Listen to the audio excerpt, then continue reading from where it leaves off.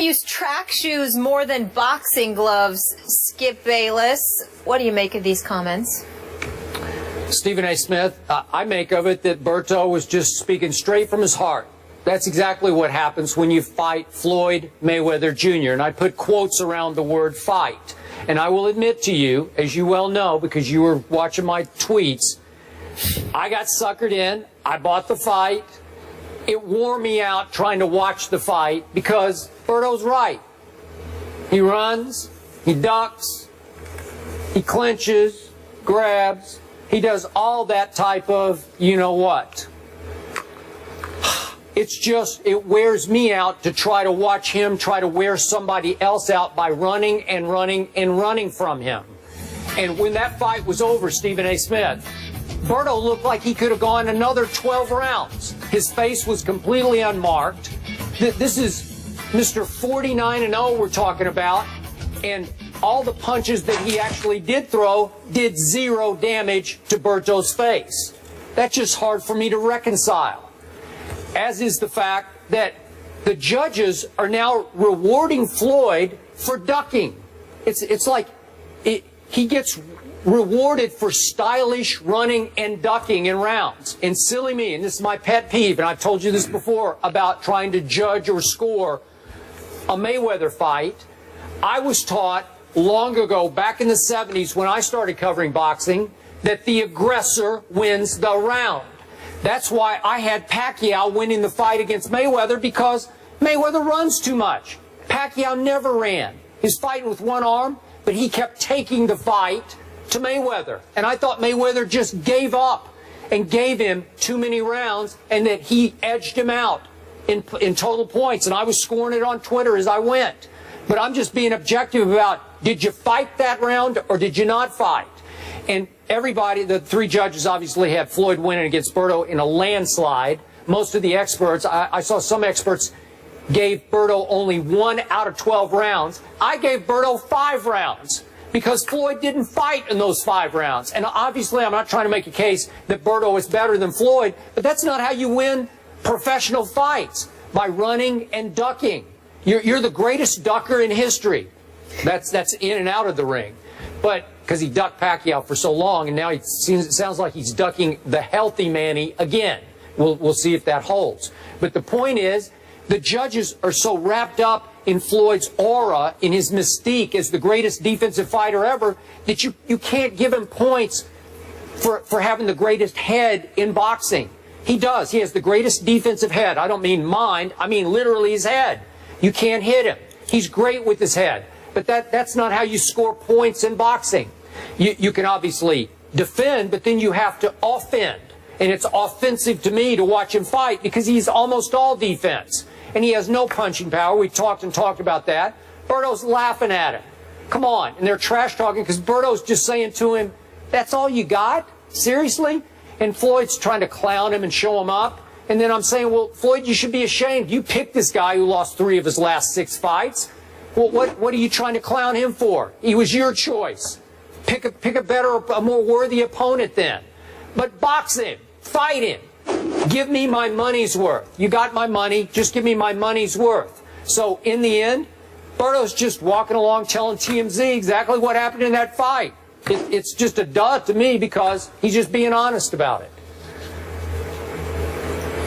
Well, first of all, obviously, I disagree with you. I disagree with you on a couple of points. When you talk about guys that, you know, he's running so much, you are of the mindset that, you know, that's not how you're supposed to win fights. I've made the argument to you for years. Sugar Ray beat Marvin Hagler that way because he was running a lot, and Marvin Hagler was the constant aggressor. He felt he should have won the fight that Sugar Ray ultimately got over him because he was the aggressor, and Sugar Ray ran for most of the fight and would win the last 30 seconds of each round. More power to him. But let me say this to you. I, too, was incredibly bored by the fight. It certainly wasn't what I wanted it to be. And at the end of the day, if that's Floyd Mayweather's last fight, he's not going to be missed because that's not how people wanted to see him go out. But I do believe, however, Skip Bayless, that you are ultra critical of Floyd Mayweather because it wasn't the fight that you kind of see that you wanted to see, that you didn't see what was transpiring.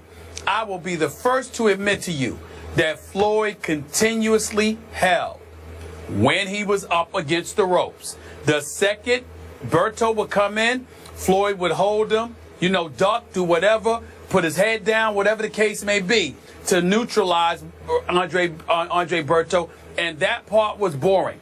There is no question in my mind that when they were in the middle of the ring, there were many, many occasions during the fight when Andre Berto just couldn't touch him. Couldn't touch him. Couldn't hit him at all. As a matter of fact, there were several occasions Andre Berto was the one ticking me off, and I love Andre Berto as a person. But what he ticked me off about was he was throwing these weak jabs. He wasn't really jabbing. He was like throwing these weak jabs to try to send up a right. And then when he threw the right, Floyd is holding you every time when he's against the ropes and you come in. And Andre Berto continuously lunged with his right, throwing his body into Floyd, where it was easy to hold Andre Berto. At no time did he sit there and just throw a jab and then come back with a right and just step back or anything like that. He kept lunging in, hoping that one punch and catching Floyd would do the trick. You're not going to be able to do that against Floyd Mayweather. In the end, here's what this comes down to. And I'm dead serious with this. No matter how much you claim to know so much about boxing, and I'm not going to refute it, here's what disgusts me about you when it comes to Floyd Mayweather. Whether you like him or not, he's always been this way. The reason the mega fights with him were considered mega was never because you expected Floyd to go in there and knock somebody out.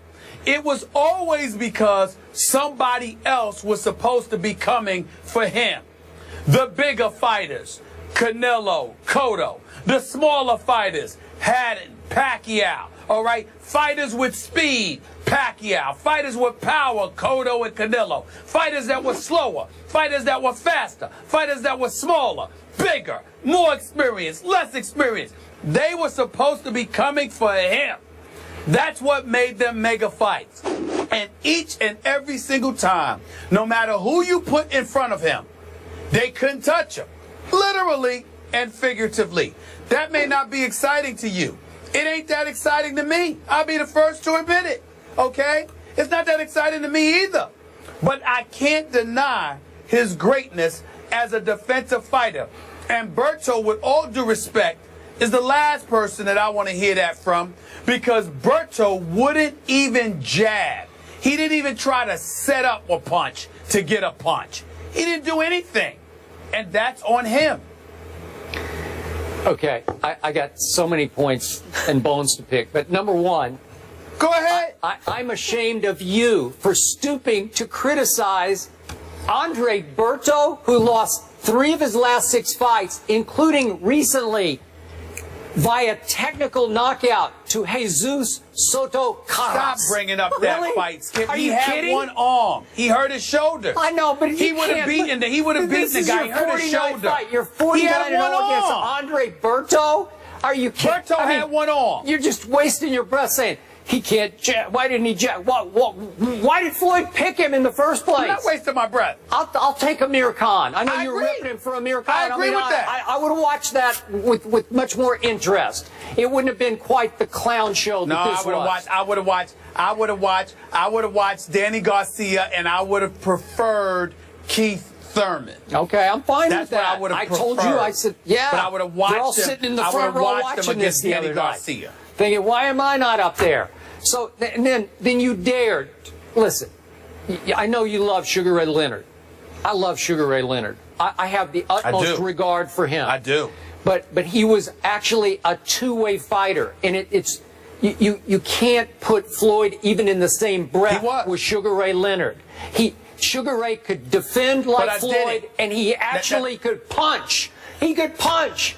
He actually stung Marvin Hagler. He could hit back. And Floyd cannot hit anybody with any power or impact that has any impact on the fight. Hearns stung Marvelous Marvin Hagler in their epic first round. Not Sugar Ray. Sugar Ray ran until the last third. And I'm not knocking Sugar Ray. I love Sugar Ray. He's one of the greatest ever. We know that. But he ran. But Marvin Hagler, Marvin Hagler lost that fight because Marvin Hagler could not touch Sugar Ray. Not because Sugar Ray stood there and fought him. He couldn't catch him. That's why he lost. But in those last 30 That's a seconds, fact. Sugar Ray would just take the fight to him. And you could say he stole those rounds. That's not true. I thought he That's not hurt him. true. I thought he hurt him. You're disrespecting Marvelous Marvin No, Hagler. I'm not. You're disrespecting Marvelous Marvin Hagler right there. Yes, you are. Yes, you are. That's not please. true. Oh, That's let's factually change the false. narrative here. That's Let's make me offending Marvin Hagler. You need to go there, well, you're please. offending Sugar Ray Leonard. We ain't by comparing him to Pretty Boy Floyd. Well, listen, you can say what you want. I got the facts on video to show that. The facts on video? Floyd Money Mayweather is a brilliant defensive fighter. Offensively, I don't know. Most of us don't enjoy watching him any longer. With the last fight that he really dominated somebody, I mean, I love the show he put on against Canelo, knocked out, TKO'd Hatton. But the bottom line is, outside of that, we haven't seen much from Floyd offensively. But you pay because someone else has convinced you they were coming for him, and they can't touch him. That's not his fault, Skip.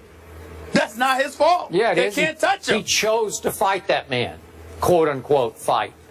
I agree with that. I agree with that. I agree with that. Okay. I agree with that. All right, we're leaving it there, guys. He walks away unscathed and is supposedly retired, so we shall see. Seattle got upset Sunday by the Rams. Yes, man is paid. No debate there. With no Cam Chancellor, but the Seahawks still haven't closed a deal with him. They certainly could have used him. Wait till you hear what Ray Lewis thinks of all this. That's coming up on the other side of the break. May have wowed some folks in his relief appearance against the Jets on Sunday, but legendary coach Bill Parcells was not impressed. Here's what Parcells told Colin Cowherd on The Herd yesterday. Johnny Manziel is an exception. Now, he's a fan favorite. He's like a mascot player. You know, the fans root for him. He creates excitement. And, you know, there have been, in a couple of cases, guys like Tarkenton and even Russell Wilson to an extent that have been very successful in doing this. But they're a very, very minute percentage. Skip, a mascot player. Yeah. Are Parcells' comments in bounds or out of bounds? You know, I must admit to you, Stephen A. and Molly, I had only read those comments. When I heard them just then, that's the first time I heard them, they didn't play as out of bounds as they read. So I'm going to back off just a little bit here. Obviously, I'm a Johnny fan, so I'll probably overreact here. But it read like a cheap shot to me from, as Molly said, a legendary coach who, to me, I think he said some fairly nice things about Johnny before he got drafted. And another great coach named Nick Saban, I don't think he would call Johnny a mascot player because Johnny tore him apart twice when Nick, as a great defensive coach, attempted to stop Johnny his last 2 years at Texas A&M. So it came across to me like Parcells is kicking Johnny when he's a little bit down right now. We know he had a big problem last year, and it took almost 2 months of rehab to try to address that problem. He had an arm issue in camp that limited his reps. Last week they said he got very few reps as the backup quarterback to Josh McCown, and he gets thrown into the fire on Sunday against the top maybe 2 or 3 defense at the Jets in their home opener, trying to run the Josh McCown game plan called by a guy who was coaching as the offensive coordinator, who was coaching as the offensive coordinator first time in the National Football League. Well, that's pretty hard. So you can dismiss him as a mascot player all you want, but I think the jury should still be out. I think he can play. I've always thought he can play.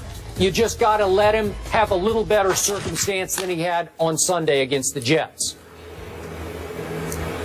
Well, I think that you're doing a disservice to Coach Bill Parcells because you're not listening to the specifics of his word. He described a mascot player as being somebody who's being rooted for by the fans. He's a real crowd and fan favorite and a relative underdog. He's usually miniature in stature. He mentioned the great Fran Tarkenton, who guided the Minnesota Vikings to 4 Super Bowl appearances in the 70s. So clearly he's not looking at a mascot player and saying it in a derogatory fashion. He's just saying that the expectations are usurped by hope. because you're rooting for this guy, and as a result, that's how you look at it. But he also pointed out factually that only a minute amount of individuals in that position from the quarterback standpoint usually succeed, and Johnny Football is behind the 8 ball. Let's also take into account the fact that Teddy Bridgewater, drafted after Johnny Football, is the starting quarterback for the Minnesota Vikings.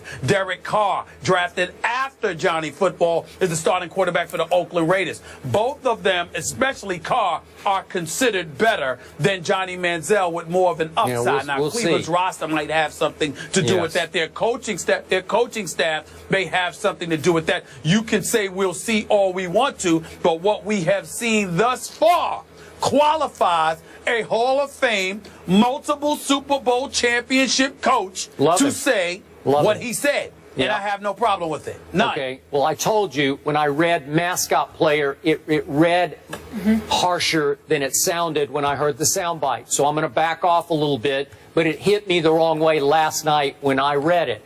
But this way, I say, okay, I got you, but I think Johnny is rare breed. I think he's in there with a Tarkenton or a Doug Flutie, who I have great respect for because he's so athletic and so quick and fast. So we'll see how this plays out. We will see. Manziel versus Mariota on Sunday. Do we know? We don't know if he's starting yet. I think he is because Josh McCown's in the concussion protocol, but I don't know that for a fact yet. Okay. We're looking forward to that one. That one is in Cleveland. Gentlemen, it was fun, as always. Stephen A., thank you. Skip Bayless. I think we're going to keep you, Molly. Yeah? I just think we're going to keep you around. You put a ring on You're it? pretty good. You're pretty good. Hey. Yeah. I'm trying. Congrats. I got to step my age. You're all right. Up You're at all these right. two. Okay, okay. I'm blushing if my complexion would let me blush. Yeah. Bye.